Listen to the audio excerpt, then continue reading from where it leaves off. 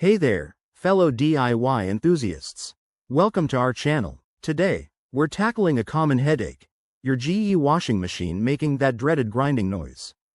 If you're dealing with this in 2025, don't worry, I've got you covered with simple, step-by-step fixes that could save you a bundle on repairs. Let's dive right in. First off, why is your machine grinding? It could be due to worn-out bearings, a loose drive belt, foreign objects stuck in the drum, or even issues with the agitator. These problems often stem from regular wear and tear, so regular maintenance is key. Before we start, safety first. Always unplug your washing machine and turn off the water supply to avoid any accidents. Gather your tools. You'll need a screwdriver set, pliers, a flashlight, and maybe some lubricant or replacement parts if things look bad.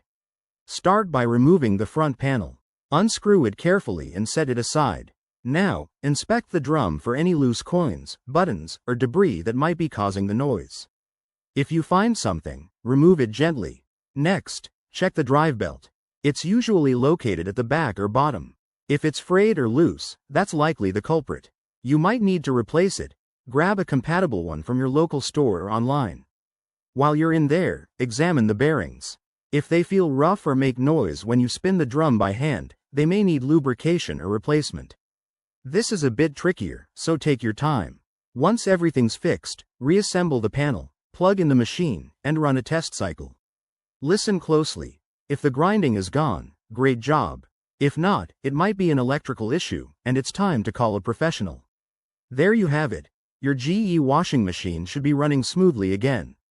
Remember, preventative care like cleaning the filter monthly can keep these problems at bay. If you found this helpful, hit that like button and subscribe for more home repair tips. Thanks for watching, and I'll see you in the next video.